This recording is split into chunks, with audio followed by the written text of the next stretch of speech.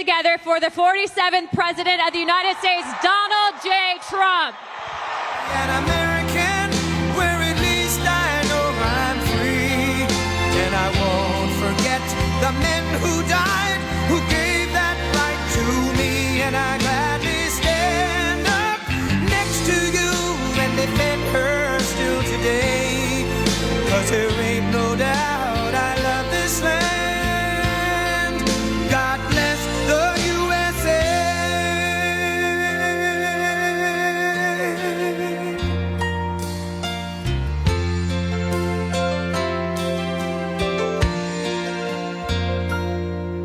From the lakes of Minnesota to the hills of Tennessee, across the plains of Texas, from sea to shining sea, from Detroit down to Houston and New York to LA, where there's pride in every American heart, and it's time we stand and say that I'm proud to be an American, where at least I know I'm free. And I won't forget the men who died, who gave that right to me. And I gladly stand up next to you and defend her still today. 'Cause there ain't no doubt I love this land. God bless the USA.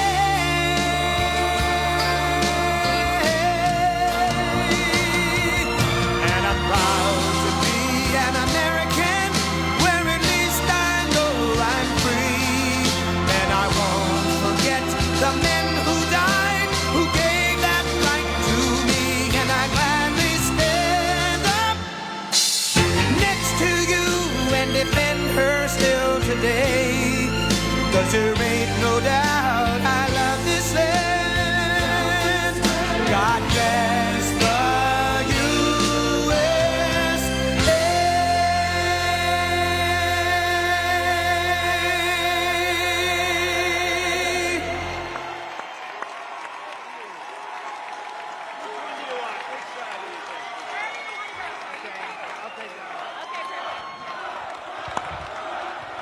Well, thank you very much. Hello, everybody. How are you? Hi, darling. Hi. How are you? Thank you very much, everybody. This is an honor. And, you know, I walked in, the first question that I asked, should we change the name from Fort Liberty back to Fort Bragg? First question.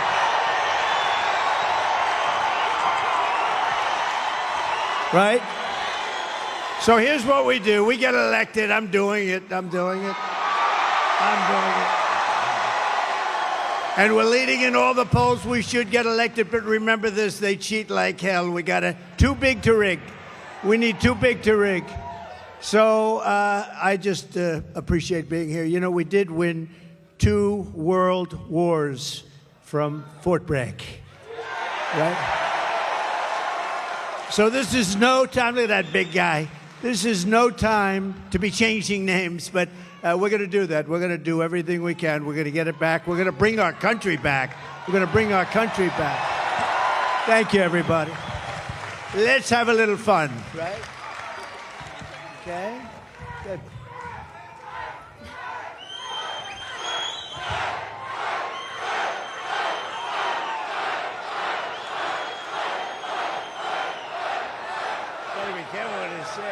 Go ahead. Mr. President, I don't think you're going to have a problem with North Carolina. I think they love you here. I love that. And you know, Kamala should be here. She shouldn't be anywhere else. And they're missing $1 billion that they gave to migrants coming into our country. Some of them are murderers. Some of them are drug dealers. Some of them, many of them, 13,099 murderers came into our country during their 3.5. And we're missing $1 billion they gave them to the migrants that came in. And now we don't have the money. We'll do it. But they don't have the money to take care of. That's why they're giving you lousy treatment in North Carolina in particular. And we don't like that, so we're going to let it be known and they have to get a lot better because people are not happy. Well, you're absolutely right, Mr. President. And before we start with that town hall, I actually wanted to mention that one of your friends here is Silk. Silk, are you here? Where are you at? Oh. Where? Oh. I'll tell you, she is my friend, too. And she is my friend.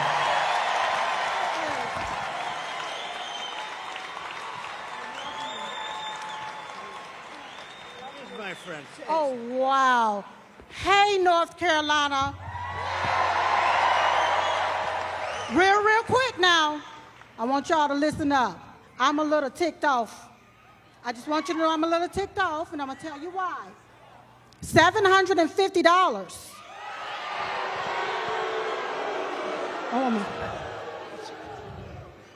Where American tax dollars is being used to fund illegal aliens into our country.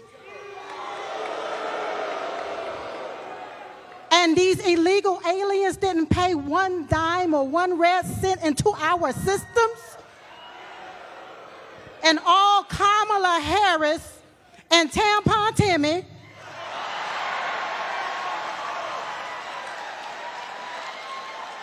want to give us $750?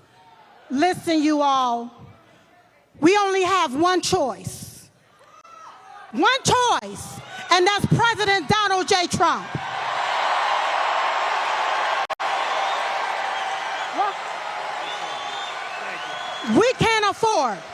We cannot afford another 4 years of this, so you're going to have to vote like your life depends on it. Like when you're taking your breath and it's your last breath and you need that vote in order to breathe, that's what you're going to have to do. So you're going to have to, I'm almost finished, Mr. President.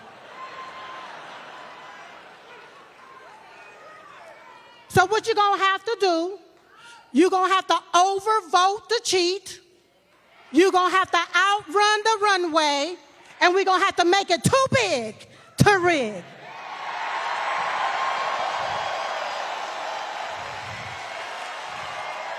Woo! Now I can feel Diamond rising up in me. Because you have to vote right so you won't get left again. Vote red, R-E-D. Remove every Democrat.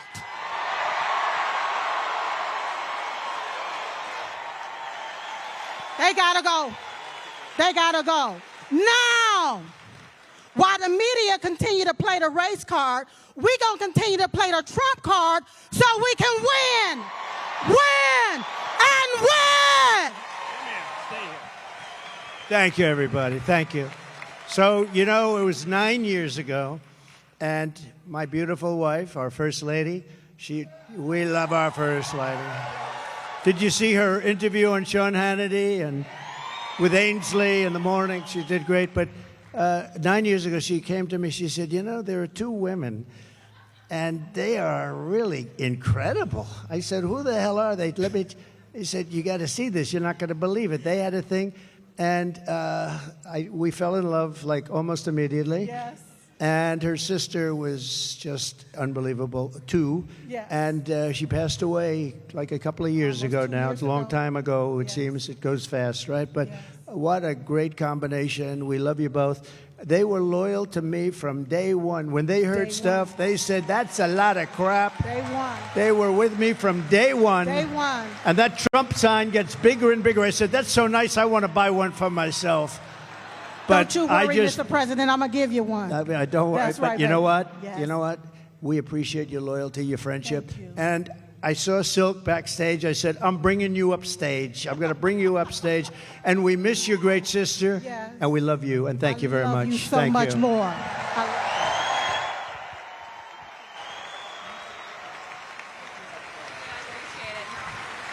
Thank you. Great. All right, Mr. President, are you ready? Yeah, I'm going to be very careful with these things. Yeah, it's a little bit. These seats weren't designed for me exactly. All right, Mr. President, our first question comes from Allie. She was one of the residents here in North Carolina that was directly impacted by the hurricane, and it destroyed her community. Allie, where are you at? Hi.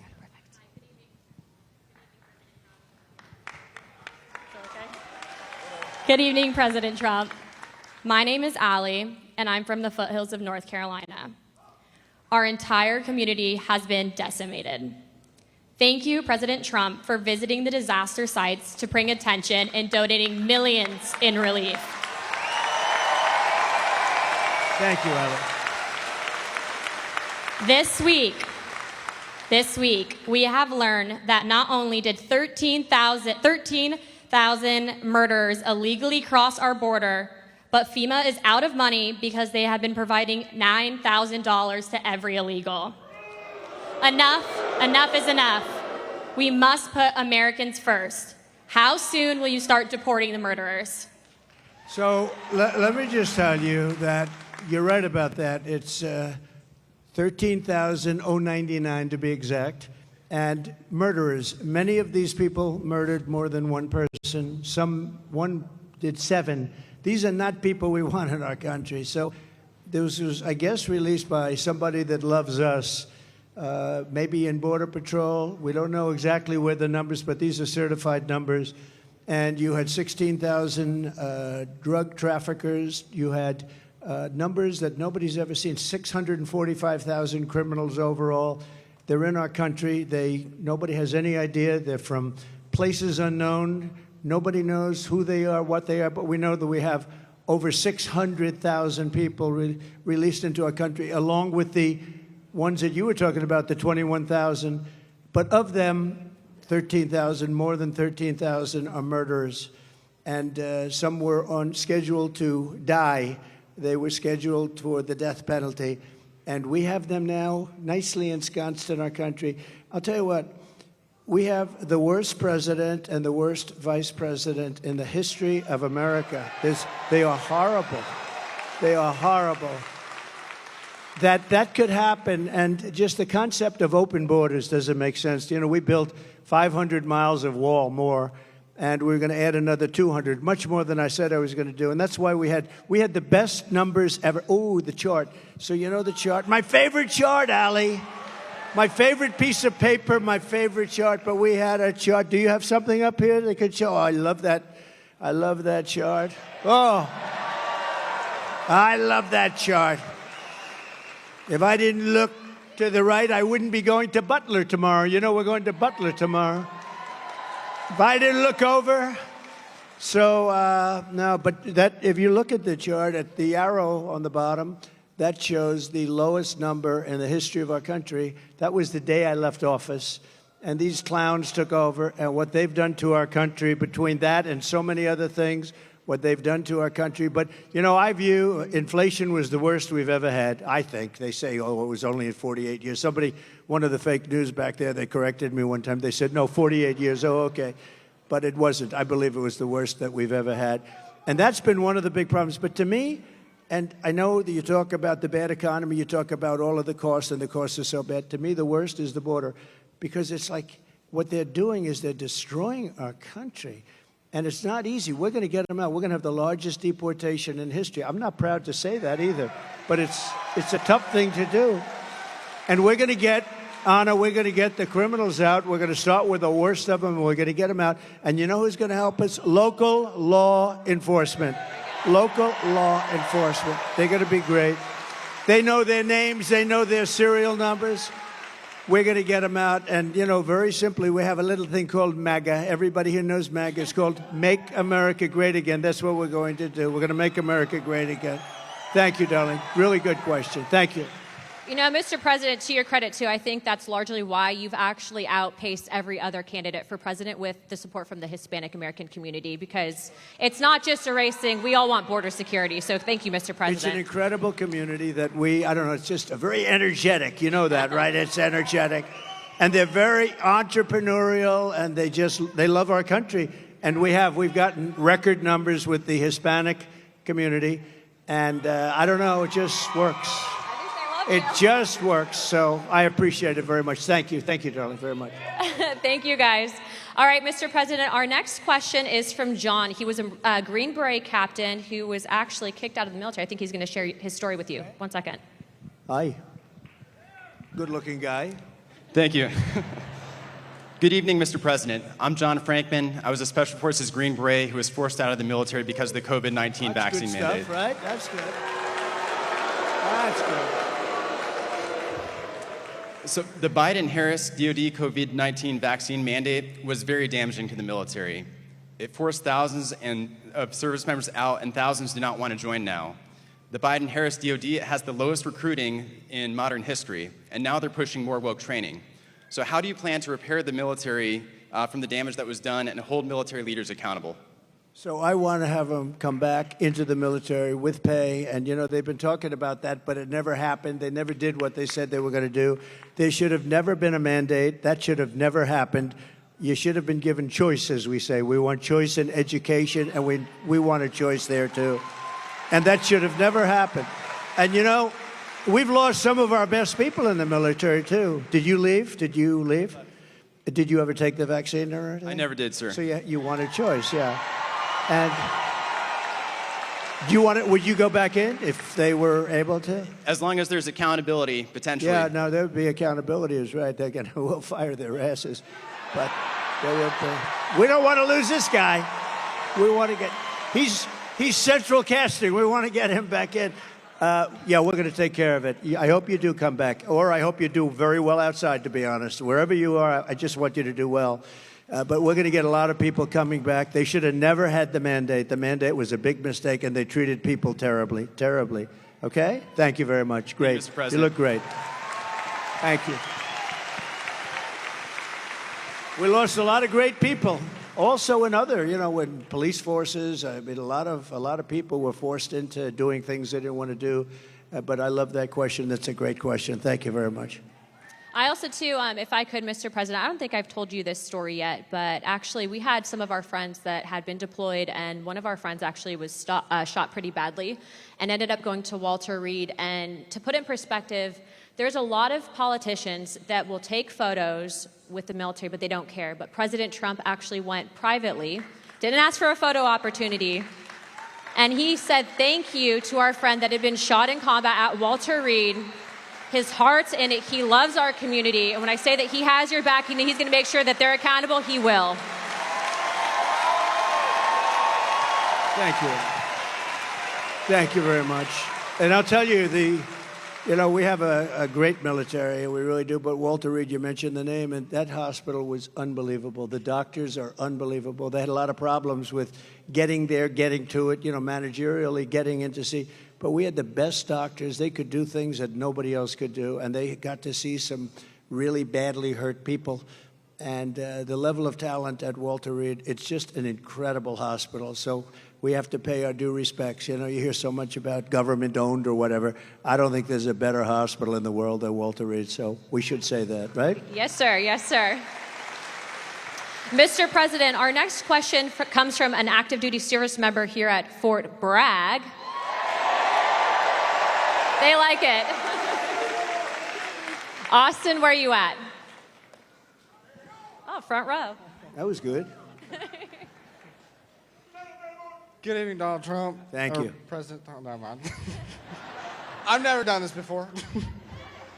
I'm an active duty soldier here at Fort Liberty, and I want to start off by saying I'm here in personal capacity. He meant Fort Bragg, right? Yes. Fort Bragg. It's all right, No. Are you not? You're not a soldier now? No, I am a soldier. I'm currently Yeah, active you are. duty. Okay. Good. But on a... Oh, shit, that gives out. I'm here in my personal capacity, not speaking on behalf of the Army or DOD in any way. Right. This week we saw the missiles flying into Israel from Iran and how impressive the Iron Dome is in protecting Israel. What are our thoughts, or what are your thoughts on the Iron Dome for America? I love it. I mean, I love it. How can you? I love it. We're going to have it. One of the things I say, we're going to have an Iron Dome. Why shouldn't we have an Iron Dome? And you see how effective. So the other day, 287 big missiles, ballistic missiles, were shot into Israel. Every single one of them was taken down. Well, why shouldn't we have that? And it's all going to be made in the United States. You know, it was our technology. It's all going to be made in the U.S., and a lot of it's going to be made in a place called North Carolina, if you don't mind, okay? And I think I just learned the secret. Look, we're going to win. I believe you got to get out there, you got to vote and all that. But I think I just learned the secret to winning absolutely and by massive margins. I'm going to promise to you, as I said at the beginning, that we're going to change the name back to Fort Bragg, because I think when that word gets out, I just see this great-looking soldier just accidentally said Fort Liberty, and he got almost booed the hell out of the place. That was not good. Anyway, I believe it's absolutely something that we want to have for safety. We're a target for a lot of different places. I listened to Biden yesterday. You know, since I went under the wing, I used to go under the wing of the aircraft. Nobody ever did that before. I did. All of a sudden, Biden started, but he only takes like a half a question. Usually can't answer it. But they asked him, what do you think about Iran? Would you hit Iran? And he goes, as long as they don't hit the nuclear stuff. That's the thing you want to hit, right? I said, I think he's got that one wrong. Isn't that what you're supposed to hit? I mean, it's the biggest risk we have. Nuclear weapons, the power of nuclear weapons, the power of weaponry. You know, I rebuilt the entire military, jets, everything. I built it, including nuclear, and I hated to build the nuclear, but I got to know firsthand the power of that stuff, and I'll tell you what, we have to be totally prepared. We have to be absolutely prepared. But when they asked him that question, the answer should have been, hit the nuclear first and worry about the rest later. And that's what they should. If they're going to do it, they're going to do it. But we'll find out whatever their plans are. But great question. Thank you very much. Thank you. Thank you, Austin. Mr. President, I don't think you get enough credit for what you did with the Abraham Accords. I mean, that really was historical. I agree. I agree. But realistically, because of the failed foreign policy out of this current administration, we are on the verge of World War III. When you get back in office, what are you going to do to change it? So a lot of things are happening very fast, and, we could end up in World War III before we get there. The way it's going right now, look at Russia with Ukraine, that's a disaster. Look at the Middle East, it's exploding all over the place. And we have people we have a president that he spends most of his time on the beach sleeping. I never saw a guy could sleep in front of a camera. Does anybody think of it? I don't sleep that much. I toss and turn. I think. I'm always thinking. Do you ever do that? You're sweating and you're thinking and you're trying to figure out how to beat this one, how to make our country great. But I toss and I turn. This guy just falls asleep on the beach like there's nothing to it. I wish I had that ability. That's one ability he has that I do not have. And I wouldn't mind having it. I could use a little extra sleep. But we are going to do things with our country. We just have to be respected again. Viktor Orban, he's, the fake news, a lot of fake news back there, by the way. But the fake news, they call him a strong man. He's the head of Hungary. And we have, and he's, a very strong guy, very tough guy. But, I mean, more than anything else, a very smart guy. And they said, why is the world blowing up? You have the Middle East is blowing up. You have Russia, Ukraine. That could lead to catastrophe. You talk about nuclear weapons. That could be a total catastrophe. Why is it? He said, if you put Trump back in the White House, it's all going to end. You're going to have peace. We had 4 years. We didn't have any wars. We didn't have any terrorism. We didn't have anything. And I won't tell you exactly what he said. Maybe I will. He said because they were afraid of Trump. I don't want to be the one saying that, but they were probably afraid of me because they think I was crazy. And that's a good thing to think, right, soldier? They said, this guy is crazy. But no, he said that you put Trump back in the White House, you're not going to have all of that stuff is going to heal. October 7th would have never happened. The attack on Israel would have never happened. Remember, Iran was broke. They weren't giving money to Hezbollah. They weren't giving money to anybody, any of these They call them delegates of terror, a lot of different names, but it's always of terror. And there was no money for Hamas. And now you look, you know, because you were such a big part of it, we had no attacks, we had no terrorism, we had no nothing. For 4 years we had, and I wanted to talk about it during the 4 years, but that's never smart, right, Robert? That's never smart to do. So I didn't, but I talk about it a lot now. We had no attacks, we had none of this stuff going on. We defeated ISIS, by the way. We took ISIS, we defeated them in 4 weeks. It was supposed to take 5 years. I rebuilt the military, and we had a military, and we have great generals, not the television guys, by the way, the real generals. I'm talking about like Raisin Cane, General Raisin Cane. You know who that is? But we defeated ISIS quickly. It was supposed to take 5 years. We did it in 4 weeks. We have a great military, and we have a military that's not woke. You may have a few people on the top that are woke, and we're going to get rid of them so damn fast, your head's going to explode.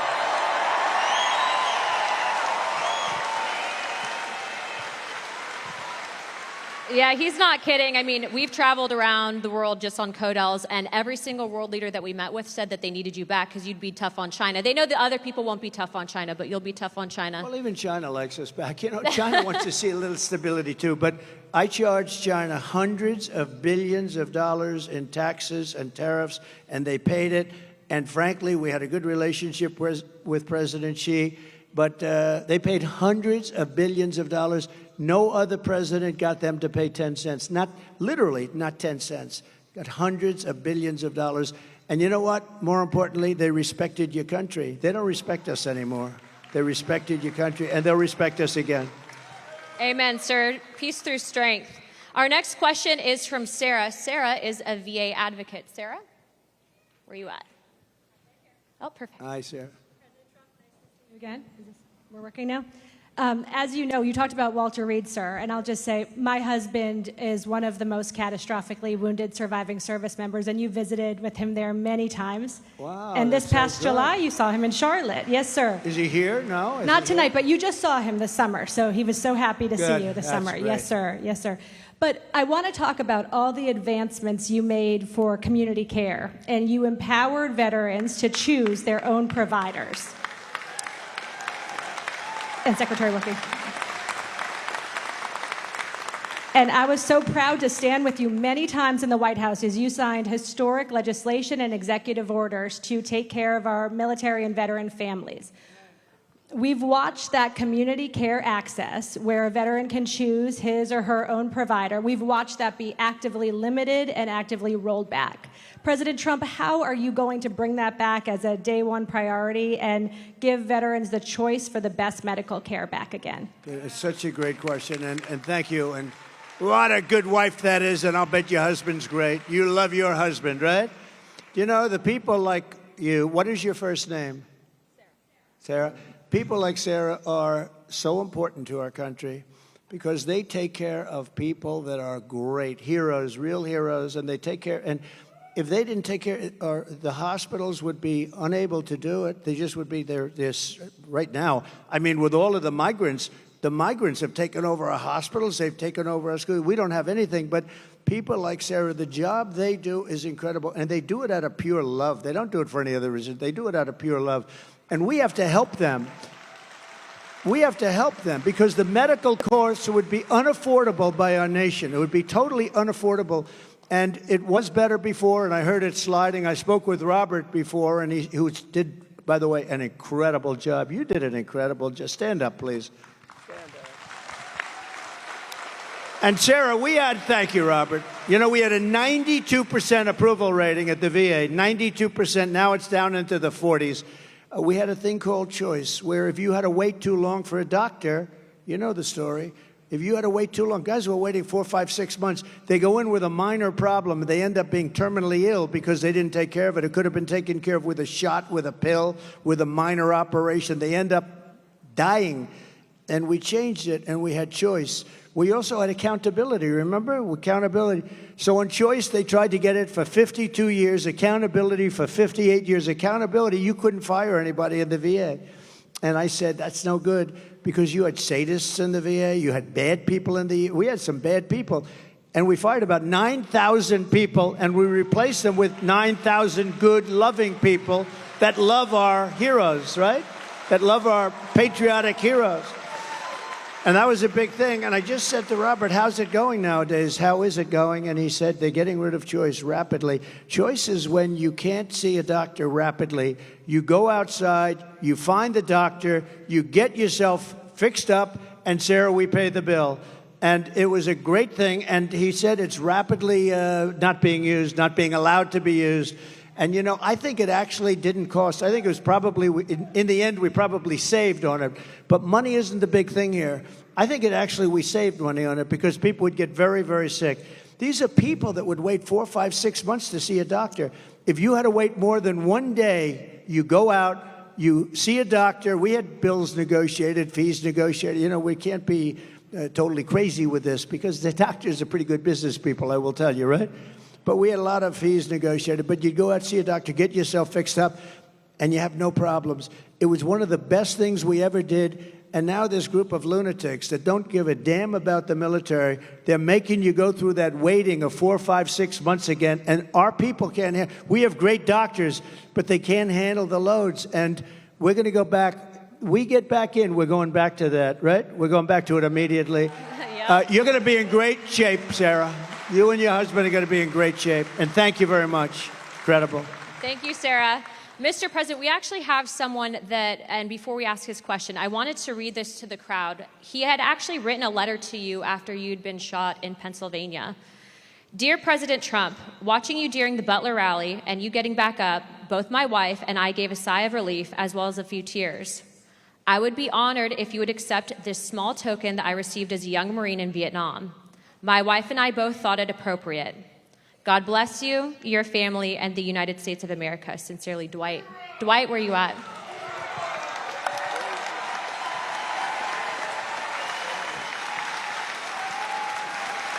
Thank you.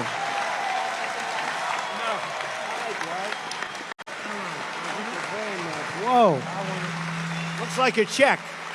It's a check. It's cash. For those of you who may not know, Dwight had given President Trump his Purple Heart. That's right. That's right. I couldn't think anybody more deserving of a Purple Heart. Thank you very much. You took it, you laid down there, you got back up, and the first words out of your mouth was fight, fight, fight. You didn't even have anything to shoot back at it. You got guts. Hold that up to it. Right there. He doesn't do this, but he's better than anybody as far as I'm... No, I'm hardly better than you on this thing. You're great at this. And I wanted to thank you. I know that most of you all watched the president on that day and were very fearful that something terrible happened when he went down on the ground. But it was such a relief. Our hearts were so filled with joy because we saw what happened, and it was a minor wound, but it was close to being a terrible. You know, I said, how does it, why was there so much blood to the doctor? There's bleeding like crazy. This is a little fact. Some of you might have heard this, but you get hit in the ear, and it bleeds more than any other part of the body. So I didn't mind being hit that way. I don't want to be hit that way. This way. This way. If I didn't make the turn, I would have been hit the other way. That's no good. That would not have been too good. But it is true, and I got very lucky, and maybe it wasn't so much luck. Maybe there's something else, right? Maybe there's something else up there. But that's great. Thank you. You also took the time out to write me a beautiful letter and gave me a challenge coin. I never expected that from the President of the United States. Well, thank you very much. This was a great honor, and I remember it very well when you gave it. Yes, I will. Really nice. Thank you. I served as a Marine in Vietnam, proudly served as a Marine in Vietnam. And thank you very much. There were quite a few that did. And when I came back from the service and stuff like that, we didn't get quite the greatest greeting, but No, you didn't.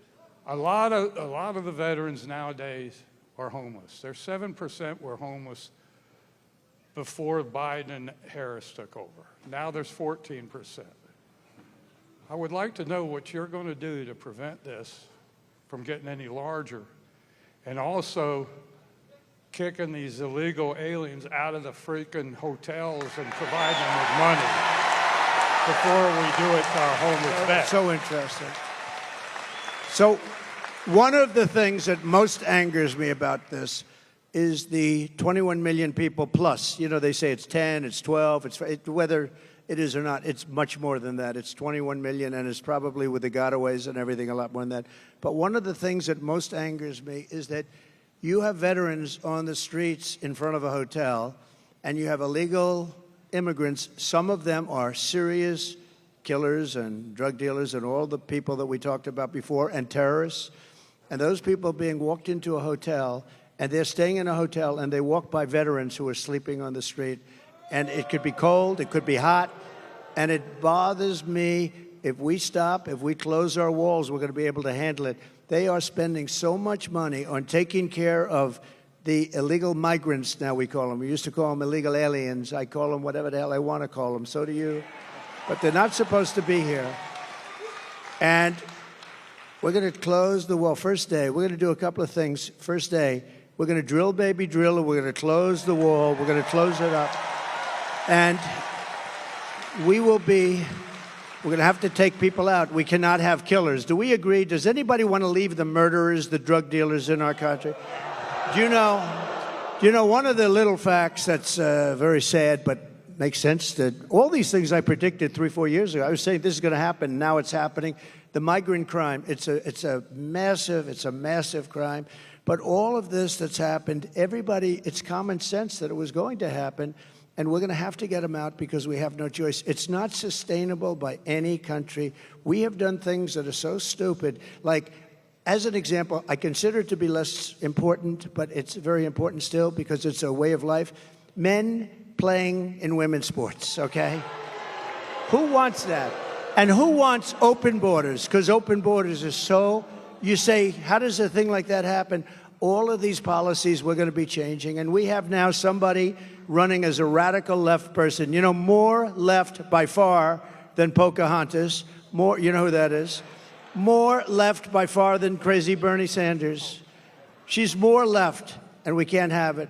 So we're going to take care of your people and your friends. You got a lot of friends out there that don't have a place. And we're going to do it, and we're going to do it faster. We're going to put money to it. First of all, we're standing on the greatest power. It's called liquid gold. We have more than any other country. We don't use it. We get oil and gas now from Venezuela. Do you believe it? We're going to take our own, and we're going to make a lot of money. So we're going to make a lot of money. We're going to take care of our veterans properly. We're not going to have that happen anymore, okay? Thank you, Dwight. Thank you. Beautiful guy. Beautiful guy.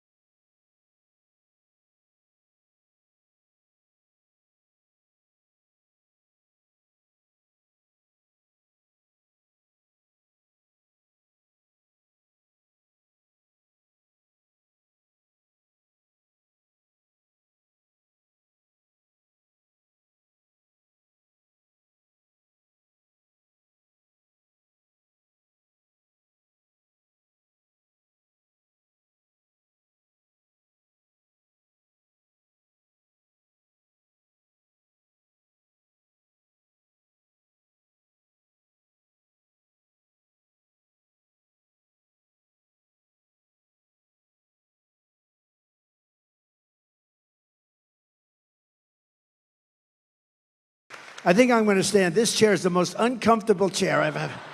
First of all, it spins. And the one thing I don't want is to fall on my ass, because that will be the only story. They'll say, sir, you did great. Too bad you fell. That would be the only story. So I'm not sitting in that sucker. I think it's a booby trap. That was put there by Kamala.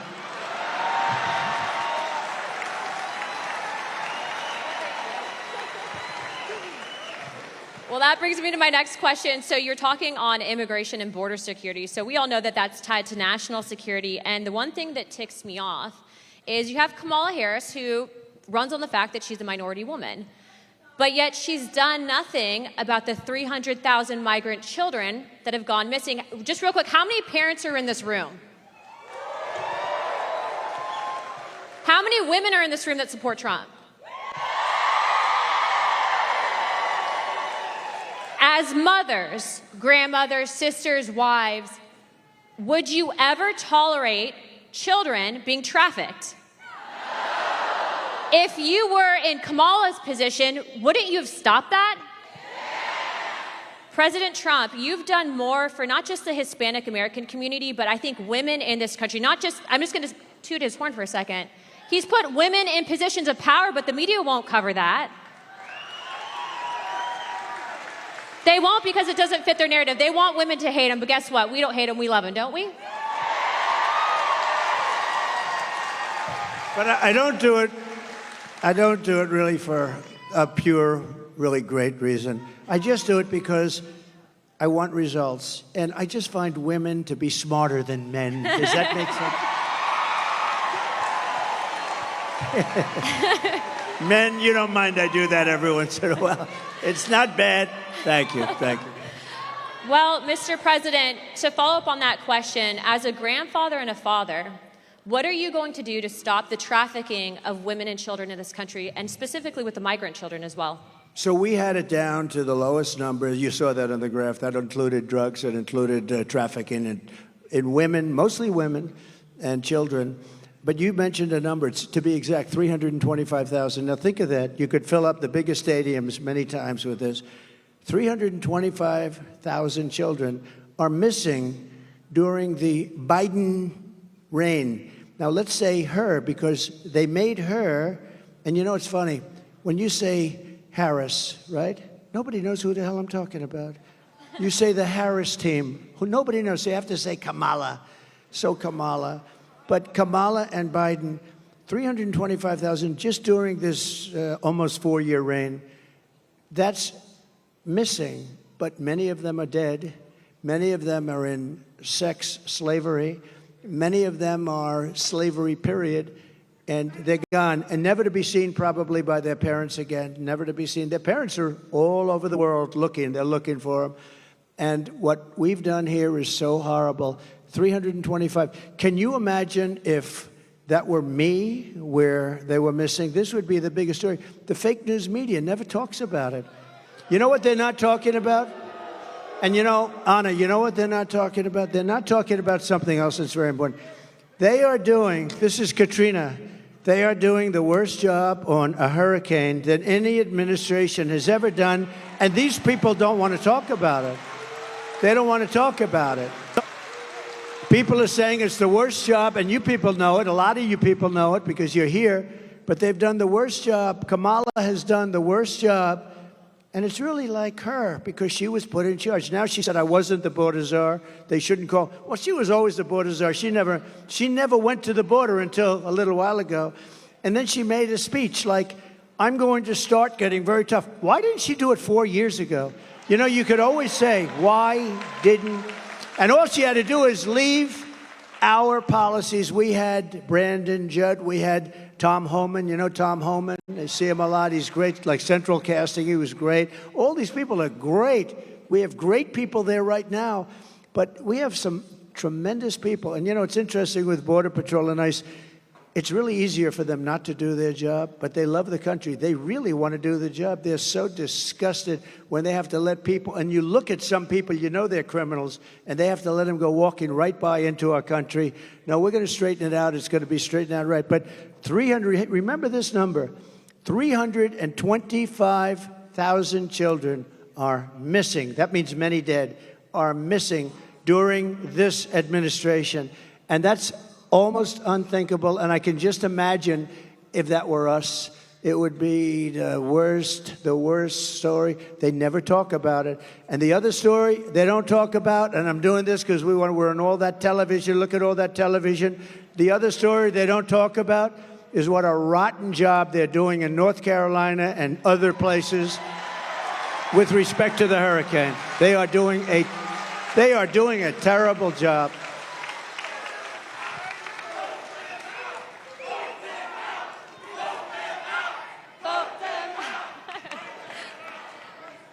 Mr. President, to follow up on that, because the media is here, I do believe that they've intentionally, and this is my opinion, not helped out those residents because it's red communities that are impacted.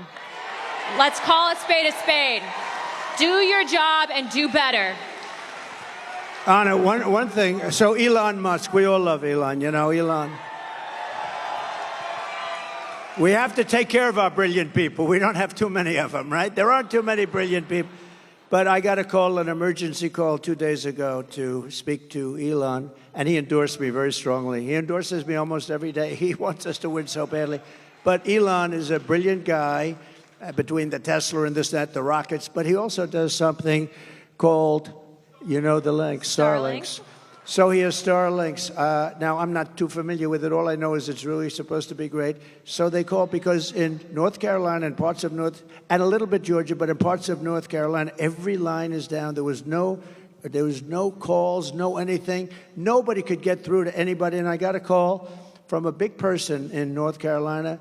Could you possibly call Elon Musk because we need help with Starlinks? Could we get Starlinks, you know, really?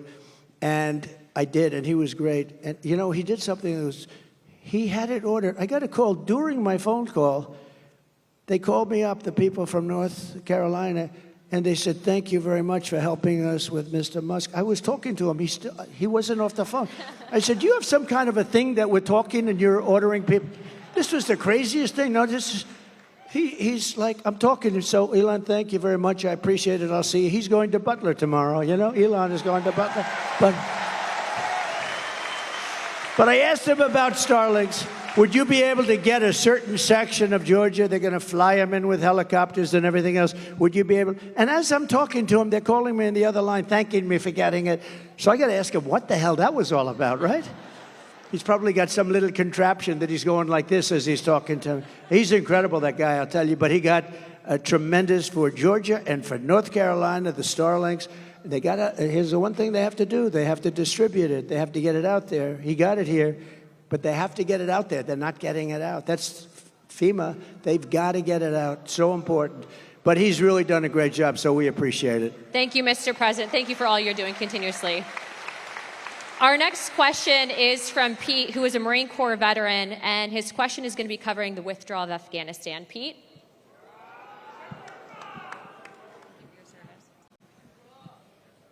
Mr. President, I am Pete from North Carolina, and also a Latino for Trump. Thank you. I knew I liked him. And I proudly served in the United States Marine Corps, first as enlisted, That's great. then as an officer. Despite what the Vice President says, we sadly lost 13 under her watch. It sickens me, many of my fellow Marines, as well as my friend, Lieutenant Colonel Scheller. There has been zero accountability for the terrible withdrawal.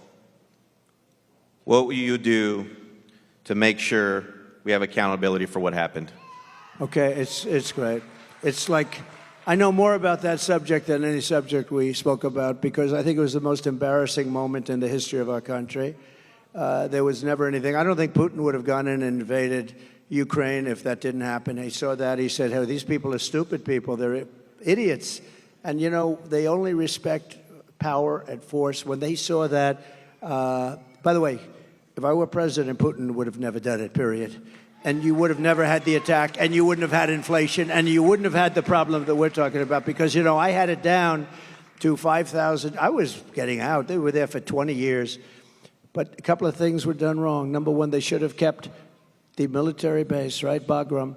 So you have a military base, one of the largest bases in the world. We left it. It's 1 hour, forget about Afghanistan, it's 1 hour away from where China makes its nuclear weapons, okay? You gotta keep that, and they didn't. They fled, they left. We had, as you know, 18 months. I called up Abdul. Abdul is the head of the Taliban. That's the ones that do the shooting, okay? Not the Afghans. It's called the Taliban. And the press said, why would you call him? Because that's where the shooting is. And I called him up. We didn't have, it was nasty. We didn't have one soldier killed, because they were killing a lot of our soldiers, the snipers, and a lot of them with the Obama-Biden administration before I got there, and a lot of them, and I called them up, had a rough call, and after that call, we didn't have one soldier killed for 18 months. We didn't have one soldier shot at for 18 months. And then we had a terrible election. We're not going to let that happen again. We can't ever let that happen again. We're not going to have what a shame that was. But we had an election, and these guys took over, and it all started up again. And what they did with that withdrawal was so bad. Number one, we lost 13 great soldiers. And as you know, I know the parents of a lot of them. But we lost the soldiers. We left $85 billion worth of equipment behind. We left Americans behind. Everything was wrong, and we embarrassed our country. I really mean, I think it was most embarrassing.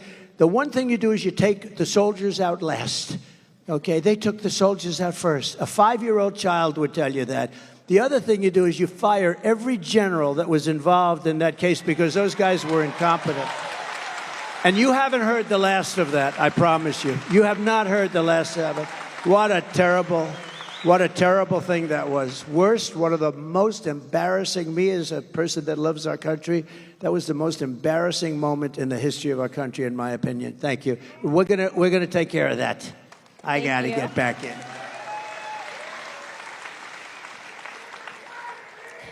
Mr. President is such a good title for him, isn't it? You do know she's a congresswoman, right? And a highly respected one. She's actually a killer with her husband and the most beautiful baby you've ever seen backstage. But she's a congresswoman from Florida, and I have to say she's a highly respected person. Thank you, Mr. President. Thank you. Mr. President, our next question is from Terry in regards to military pay, and Terry is from the 82nd Airborne.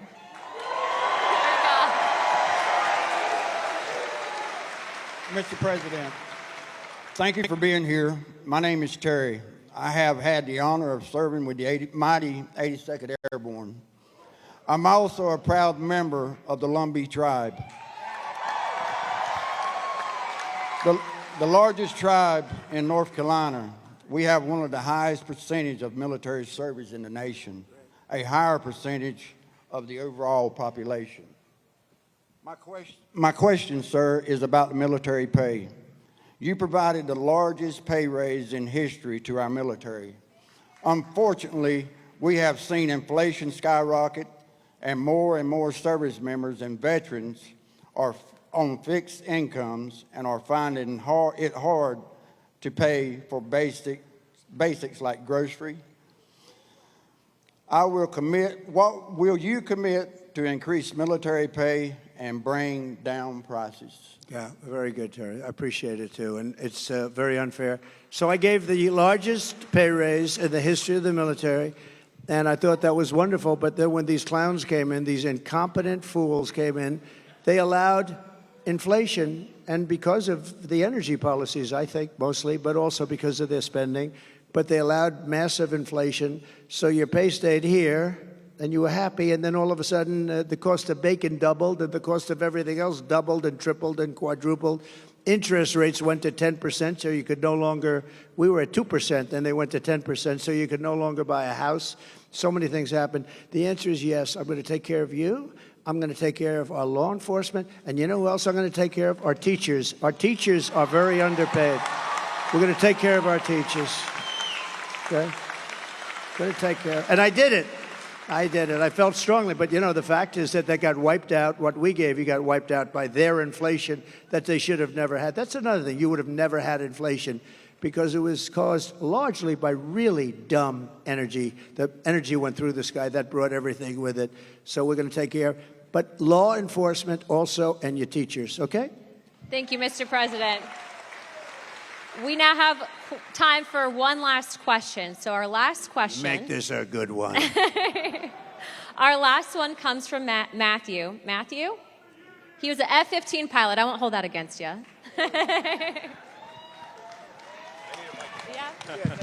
Here, I got it.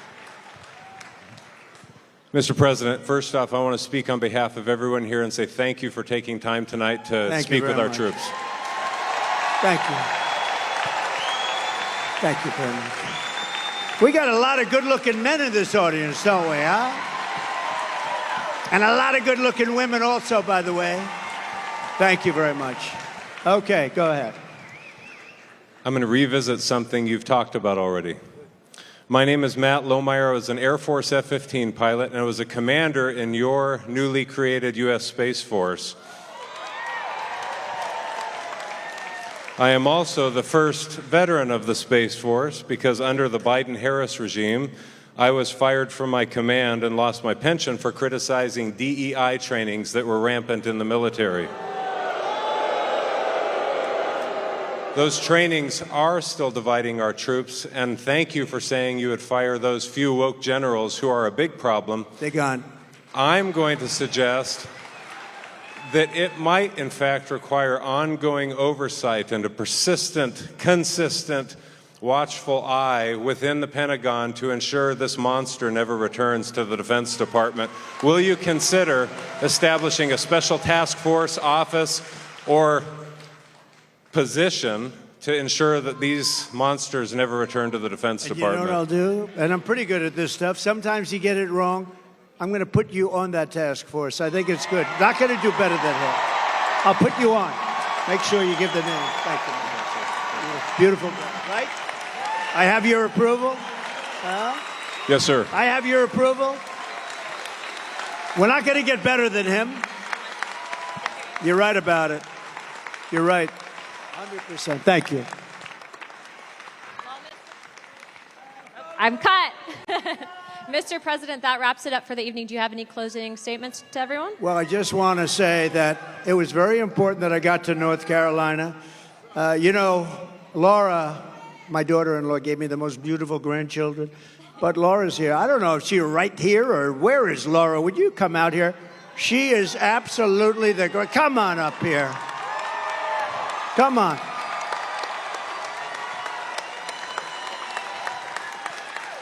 She comes from right around here, and she loves this state.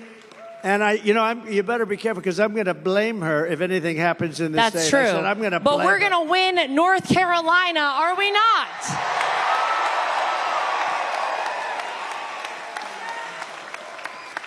I am from right down the street a little ways in Wilmington, North Carolina, where I was born and raised. And I know I don't even have to ask this audience this question, but are we ready to send Donald J. Trump back to 1600 Pennsylvania Avenue? All right, here's what I need from everybody. You might know that I am right now the co-chair of the RNC, thanks to my father-in-law calling me one evening. But here's how we are going to make it too big to rig. Here's how we're going to swamp the vote. Is everyone in here registered to vote? If you are not, go right now to swampthevoteusa.com and get registered. Go vote early and take every person you know to go vote early. We will win this big league, as Donald Trump says, on November 5th. All right, ladies and gentlemen, thank you guys. I love you, North Carolina. Thank you. I have to thank you because you gave me really a great daughter-in-law. She's really special. And she's along with Michael, who's here, Michael Whatley. They're essentially the co-chairman of the Republican Party. This is a very upwardly mobile person. She's doing good. But you know the truth? She's so good. I'm very conscious of, like, nepotism. But when I did with her, I recommended her. All I did was recommend, and everybody couldn't believe she was even doing it. She is really a person that's incredible. She's respected by everybody. They love her. She comes from here, and there is no place she likes better than North Carolina. So get out there and vote in honor of this wonderful person. This wonderful person. Where is Michael? Will you get up here, Michael, please? Don't worry about the time. The networks will stay with us, right? Michael, would you say a few words? So Michael Whatley I mean, I guess I like North Carolina because he was the head of the Republican Party. We won the state twice. And last time, when all of a sudden around 3:02 in the morning, we started to fall off on a lot of things, it was ridiculous. But with this state, there was no fall off. He had 602 lawyers working for him. And I said, who the hell is the guy that did such a good job in North Carolina? Because we were leading in Pennsylvania. We were leading all the way along. And these people will do it. They have no shame. And he did the job. And I said, I want to get him. And he's chairman of essentially the Republican Party. And I just want to say you're doing a great job. But I don't want to say it too early. Let's wait till November 6th. I want to wait till the morning after, right? Then I feel confident that we'll say it. But so Michael is from North Carolina. He was the head of your party, and he did a great job, and he went to the top. And please say a few words, Michael. So to win North Carolina, we are going to get out the vote. We are going to protect the ballot. We are going to expand our majority in the House. We are going to flip the Senate, and we are going to send Donald J. Trump back to the White House as the 47th President of the United States. Thank you, Michael. Thank you, sir. Thank you, everybody. Thank you. Thank you, everybody from Fort Bragg. Thank you.